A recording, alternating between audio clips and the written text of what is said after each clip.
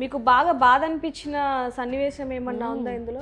మొత్తం ఇప్పేమంటారు, వద్దన్నే ఊరుకోరు. అంటే డబ్బుల కోసం ఏదైనా చేస్తానంటారు. చెయ్యాలి, తప్పదు మరి.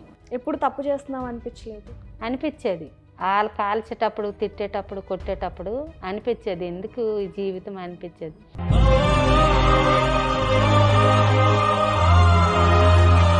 ఒక్కరు అంటారు, ఒక్కొక్కసారి ఇద్దరు వస్తారు, ఒక్కొక్కసారి ముగ్గురింకి వస్తారు. మరి అంత బాధపడి ఇంత ఈ పనిలో ఉండడం ఎందుకు? పిల్లలకి పెంచాలని. వాళ్ళకి నచ్చినట్టు చేయమంటారా లేకపోతే? వాళ్ళకి నచ్చినట్టు వాళ్ళు చేస్తారు, వద్దన్నే ఊరుకోరు. ఒక్కొక్కడు మంచోడు వస్తాడు, ఒక్కొక్కడు తాగుబోతాడు వస్తాడు. ఎంత వచ్చేది? వస్తుంది, అది జనాలకు బట్టి వస్తుంది. 5 మంది రావచ్చు, 10 మంది రావచ్చు, 15 మంది రావచ్చు. అంటే మీ దగ్గరికి ఏ వయసు వాళ్ళు ఎక్కువ వచ్చేవారు? వస్తారు, ముసలోళ్ళు వస్తారు, వయసున వాళ్ళు వస్తారు. అసలు తప్పు కాదంటారు, మీ మాటల్లో మీ కళలో అయితే తెలిసిపోతుంది. అసలు తప్పు చాలా కాదని అనలేమమ్మా, తప్పే.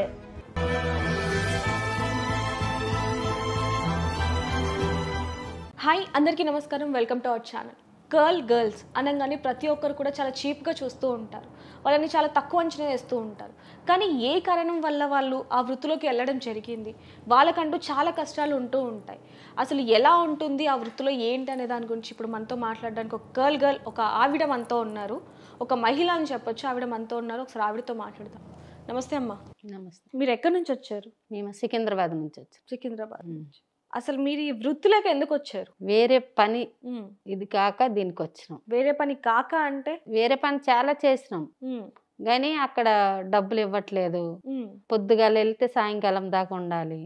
ఎక్కడైనా అంతే కదమ్మా, పొద్దున్న వెళ్తే సాయంత్రం వరకు. ఇది పొద్దుగాల వెళ్ళి సాయంకాలం దాకా ఎందుకు ఉంటామమ్మా? గంట గడి అంతే, అంతే, ఇంకేముండదు. అంతే, ఇంకేముండదు. మరి ఎందుకు ఇదే, ఇంకా వేరే ఉద్యోగాలు ఉన్నాయి అంటే డబ్బు కోసమా లేకపోతే ఏంటి అసలు? పిల్లలకి పెంచాలని. ఎంతమంది పిల్లలు? నలుగురు పిల్లలు. మీ ఆర్థిక పరిస్థితి బాగాలేనప్పుడు మళ్ళీ నలుగురిని ఎందుకు కన్నారు మీరు? ఆ టైంలో కనేసినాం, మరి ఏం చేస్తాం. ఇప్పుడైతే ఒకరు ఇద్దరు, కానీ అప్పుడు అలాగ లేదు కదా. అంటే మీరు ఇంతకు ముందు ఏమైనా పని చేశారా లేకపోతే? చేసినాం. అప్పుడు ఏం పని చేశారు? ఇళ్లలో పాసి పని చేసాం. మరి అది చేసుకోవచ్చు కదా, పొద్దున ఒక గంట చేసిన. ఇళ్లలో ఇంకా మంచిగా లేదు. అంటే మంచిగా లేదంటే ఏంటి? ఇప్పుడు పనికే వెళ్తాము, అక్కడ పని చేస్తాము, అక్కడ మేడం ఉండరు, సార్ ఉంటాడు. ఒక్కొక్కసారి మంచిగా ఉంటాడు, ఒక్కొక్కసారి మంచిగా ఉంటాడు. రా అంటాడు. ఇప్పుడు మేడంకి చెప్పుకోలేము మేము. ఎందుకు పని మానేసినాం అనుకో, ఎందుకు మానేనాం అని అడుగుతారు. ఏం చెప్తాం, మీరు లేనప్పుడు సార్ చేయి పట్టుకోండి అని చెప్పలేము కదమ్మా. అలాగని మానేసినాం అనుకో అడుగుతారు, ఏమేమమ్మా మాకు ఊరు వెళ్ళేది ఉందో ఏదో ఒకటి చెప్పేస్తాం, అంతే. ఇవన్నీ చెప్పుకుంటా. అంటే ఇలాంటివన్నీ ఉన్నాయి కాబట్టి ఇందులోకి వచ్చేసారు. అక్కడ ఎంత ఇచ్చేవారు జీతం మీకు? అక్కడ ఎంత ఇస్తారు? నెలంతా చేస్తే ఒక 10,000 5,000 ఇస్తారు అక్కడ ఇళ్లలో పని. మరి ఇక్కడ ఎంత వస్తుంది? ఎన్ని సంవత్సరాలు అయింది మీరు వచ్చింది? వచ్చి 3 సంవత్సరాలు అవుతుంది. 3 సంవత్సరాలు అవుతుంది. ఎంత వచ్చేది? వస్తుంది, అది జనాలకు బట్టి వస్తుంది. 5 మంది రావచ్చు, 10 మంది రావచ్చు, 15 మంది రావచ్చు. అంటే మామూలుగా ఒక అందాజుగా ఎంత వచ్చేది మీకు? ఒక మనిషి వస్తే 1000 రూపాయలు 2,000 ఇస్తారు. రోజుకి 5 మంది రావచ్చు, 10 మంది రావచ్చు. ఎక్కువ అంటే ఒకే రోజు ఎక్కువ మంది వచ్చిన రోజులు ఉన్నాయా? ఎక్కువ మంది అంటే రానివ్వం మేము సొత, ఏదో మేము తట్టుకోవాలి కదా. ఒక్కొక్కడు మంచోడు వస్తాడు, ఒక్కొక్కడు తాగుబోతాడు వస్తాడు, ఒక్కొక్కడు మనం చెప్తే ఇన్నోడు ఉంటాడు, ఒక్కొక్కడు ఆడు చెప్తే మనం వినాలి. అంటే అసలు ఎలా అనిపించింది ఇదే ఎంచుకోవాలి నేను అని? ఎలా అనిపించింది? ఎలాగంటే ఇప్పుడు ఇదైతే డబ్బులు బాగా వస్తాయి, రోజంతా పని చేయ అవసరం లేదు. అదైతే రోజంతా పని చేయాలి, అవి డబ్బులు వస్తాయని గ్యారెంటీ సోతా లేదు. నెలకే వస్తాయి. ఈ రోజు ఇస్తామమ్మా, ఎల్లు, రేపురా, ఎల్లుండ్రా తిప్పుతా ఉంటారు. అంటే ఇలాంటివన్నీ అనుభవించి మీకు విరక్తి. ఇప్పుడు ఈ పిల్లలకి ఏమైనా తీసుకుని వెళ్ళాలంటే పైసలు ఉండాలి చేతలు. ఇప్పుడు నెలంతా పైసలు చేయాలంటే నెలంతా మనం తినుకుంటుంటామా? ఉండలేము. అందుకని ఇందులోకి వచ్చాను. ఇప్పుడు మీరు 3 సంవత్సరాలు అయింది అంటున్నారు. అయితే ఒకే ఇంట్లో ఉన్న నలుగురు ఒక్కొక్కరు ఒక్కొక్క రకంగా ఉంటారు. అలాంటిది ఒక మనిషి మీ దగ్గరికి వస్తున్నారంటే ఒక్కొక్కరు ఒక్కొక్క రకంగా ఉంటారు. మరి తాగేసి వస్తారు, చిత్రహింసలు పెడుతూ చాలా టార్చర్ పెడతారు. ఫోన్లు ఏమేమో చూపిస్తారు, ఇలాగుండాలి అలాగుండాలి అని వీడియోలు కూడా చూపిస్తారు. వీడియోలు కూడా చూపిస్తారు. అప్పుడు మీకు అసహ్యం అనిపించలేదా? అనిపిస్తుంది కానీ ఇంకేం చేయలేము కదా, మనకు పైసలు కావాలి. డబ్బు కోసమే ఇదంతా. డబ్బు గురించే. డబ్బు ఉంటే ఇదేం మాకు అవసరం లేదు. మీ ఇంట్లో వాళ్ళకి తెలుసు ఎవరికైనా? తెలియదు మా ఇంట్లో వాళ్ళు. ఇప్పుడు పిల్లల వయసు ఎంత? ఒక్కొక్కరికి 5, 6, అంత చిన్న వయసే అందరికి. 12 సంవత్సరాలు. ఇందాక మీరు అన్నారు ఒకప్పుడు ఎక్కువ మంది వచ్చేవాళ్ళు, ఇప్పుడు రావట్లేదు. ఎందుకు రావట్లేదు? ఇప్పుడు పిల్లలు పెద్దగా అవుతుంటే నా వయసు తగ్గిపోతుంది. వయసు తగ్గిపోతే ముసలాం కాడికి ఎవరు వస్తారు? వయసు వాళ్ళ కాడికి అయితే వస్తారు. అందుకని తగ్గిందంట. తగ్గింది. అంటే మీ దగ్గరికి ఏ వయసు వాళ్ళు ఎక్కువ వచ్చేవాళ్ళు? సార్ ముసలోళ్ళు వస్తారు, వయసు వాళ్ళు వస్తారు. ముసలోళ్ళు కూడా వస్తూ ఉంటారు. ఇప్పుడు ముసలోళ్ళే ఎక్కువ, వయసు వాళ్ళు అంత రావట్లేదు. అంటే ఇప్పుడు వచ్చే వాళ్ళు మీకన్నా చిన్న ఏజ్ లో ఉన్న వాళ్ళు కూడా వస్తారా? వస్తారు. అంటే ఇప్పుడు ఒక మనిషి మీకు ఎలా అప్రోచ్ అవుతారు? ఎలా మీ దగ్గరికి వస్తారు? అసలు ఎలా వస్తారంటే మరి ఇంకా మనం ఏం చెప్పలేము. వాళ్ళకి ఏం కావాలి? వాళ్ళకి సుఖం కావాలి, మనకు పైసా కావాలి, అంతే అంతే. అంటే ఇప్పుడు మీ దగ్గరికి రావాలంటే మిమ్మల్ని ఎలా నేను అప్రోచ్ అవ్వాలి? ఎలా రావాలి నేను మీ దగ్గరికి?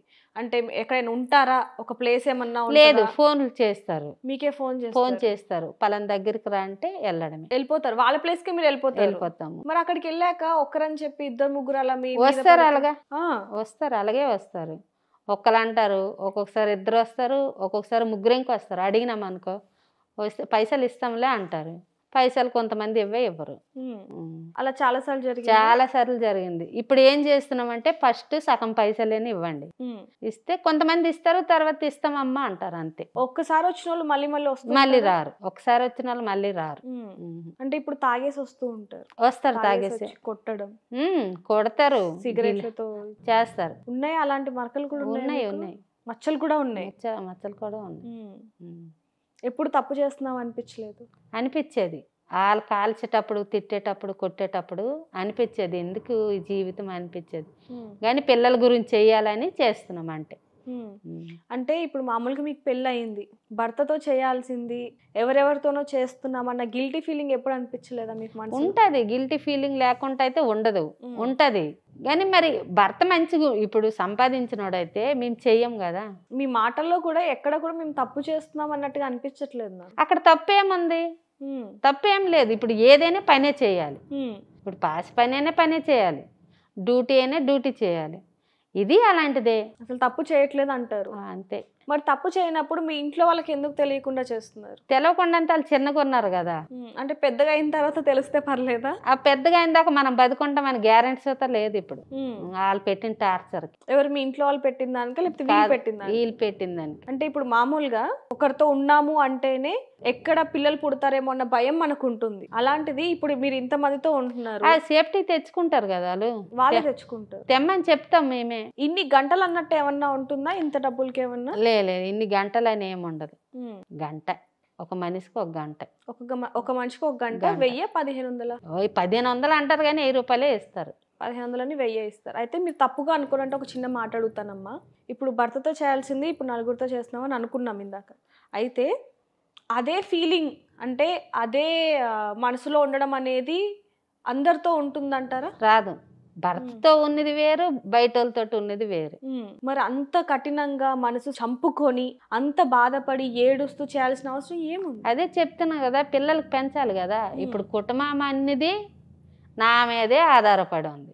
మీ ఆయన ఏం పని చేస్తారు? మా ఆయన కూలి పని చేస్తాడు. మా ఆయనకు ఆరోగ్యం బాగోదు. ఆయనకు ఆరోగ్యం బాగోదు, 4 పిల్లలు. సొంత ఇల్లు ఉందా మీకు? లేదు, కిరాయి ఇల్లు. అందుకని ఈ వృత్తిని ఎంచుకున్నారు. ఏ టైం నుంచి ఏ టైం వరకు చేస్తారు? లేకపోతే టైమింగ్ ఏమన్నా? టైమింగ్ ఏమి ఉండదు. ఫోన్ వస్తే వెళ్ళడం, లేకపోతే లేదు. అంటే ఇలానే వెళ్తారా లేకపోతే వాళ్ళకి నచ్చినట్టుగానా? ఇలాగే వెళ్తాం, తర్వాత వాళ్ళకి నచ్చినట్టుగా అక్కడ ఉండవలసి వస్తుంది. మీకు అంటే మామూలుగా అడగకూడదేమో, కాకపోతే నేను అడుగుతున్నాను. వచ్చిన వాళ్ళల్లో మీకు బాగా నచ్చిన వ్యక్తి అలాంటి వాళ్ళు ఏమన్నా ఉంటారా?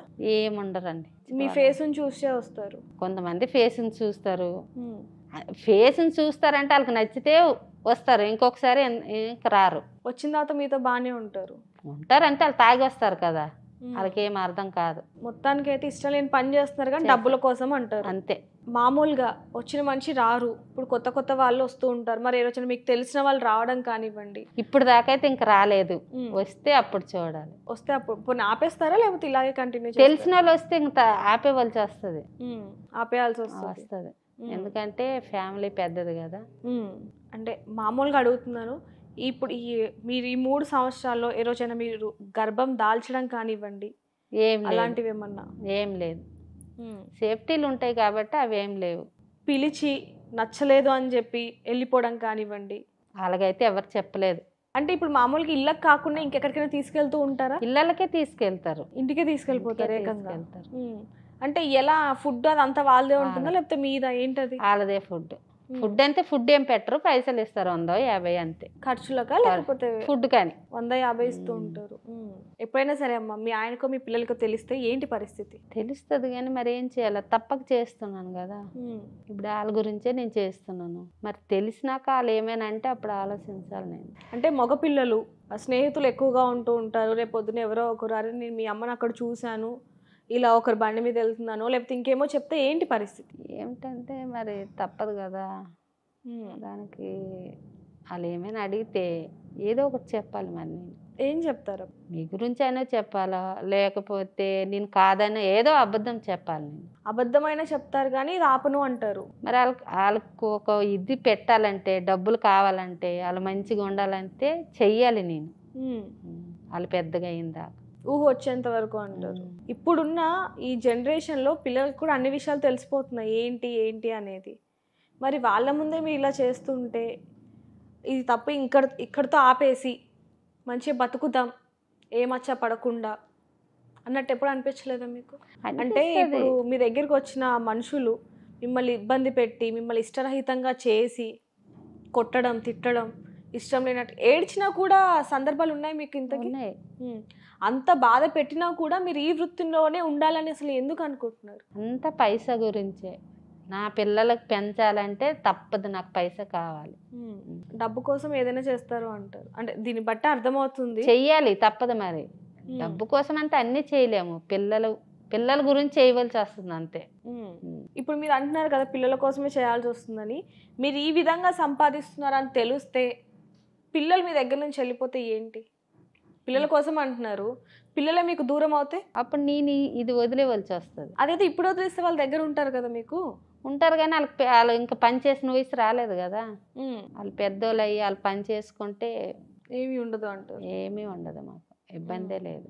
ఎప్పుడైనా ఈ వృత్తిలో నుంచి బయటకు వచ్చేస్తే బాగుండు అనిపించిందా మీకు? అనిపిస్తుంది కానీ మా ఆయనకి బాగుండదు, పిల్లలకు పెంచాలి. ఒక్కొక్కసారి అనిపిస్తుంది నాకు ఇంకా బయటకు వచ్చేలా ఎందుకు ఈ పని అని. ఇంకా అడగాలంటే నాకే ఏదోలా ఉంది. ఇంకా అందులో మీరు ఇంత గట్టిగా సమాధానం చెప్తున్నారు అంటే అసలు ఎక్కడ తప్పు చేస్తున్నట్టు కూడా మీ మాటల్లో కానీ మీ చూపులో నాకు అసలు అనిపించట్లేదు. తప్పు అంటే ఇది తప్పు కాదు కదా. ఎలా తప్పు కాదంటారు? ఎందుకంటే తాళి కట్టిన ఒక భర్త ఉండగా డబ్బు కోసం వేరే వాళ్ళతో ఉండడం తప్పు కాదంటారా? ఆయన ఆరోగ్యం మంచిగా ఉంటే ఆయనే సంపాదిస్తాడు. ఆయన ఆరోగ్యం బాగలేదు, పిల్లలకి ఎవరు చూడాలా? సంపాదించే దారులు చాలా ఉన్నాయి. ఒకరికి లొంగిపోయే లోబడో చేయడం తప్పు.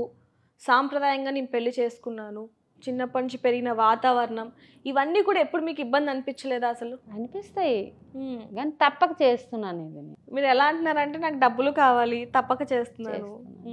ఈ కష్టం ఏదో మీరు మామూలుగా కంపెనీలో కనుక పడి ఉంటే అక్కడే వచ్చేది కదా మీకు. ఎంతో కంపెనీలో ఇంకా చేస్తున్నాను, అక్కడ సొంత నెలకు జీతం ఎవరు, నెల వచ్చిన దాకా పిల్లలు ఏం తింటారు? సర్దుకోవాలి కదమ్మా. మరి ఏం సర్దుకుంటాము? కిరాయే 6,000, ఇంకా 10,000 లోట 6,000 పోతే 4,000 లోట ఏం సర్దుకుంటాము? మీ ఆయన కూడా సంపాదిస్తారు. మా ఆయన రోజుకు 200-300 తెస్తాడు, తాగుతాడే 100-200, ఇంకేం సంపాదన?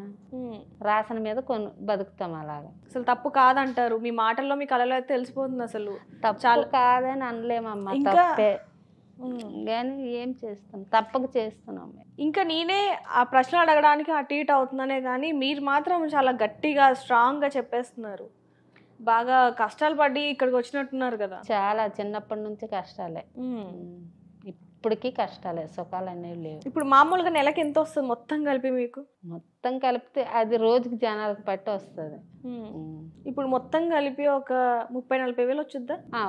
30 నుంచి 40 వేలు వస్తుంది. మరి ఆ డబ్బులు ఏం చేస్తున్నారు ఇప్పుడు?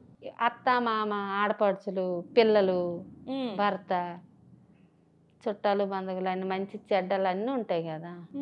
వాళ్ళకి ఎప్పుడు అనుమానం రాలేదా నువ్వు ఇప్పుడు అసలు ఏం పని చేస్తున్నావు, ఏంటి ఇంత సంపాదిస్తున్నావు, నెలకు 30-40 వేలు వస్తుంది, అడుగుతారు.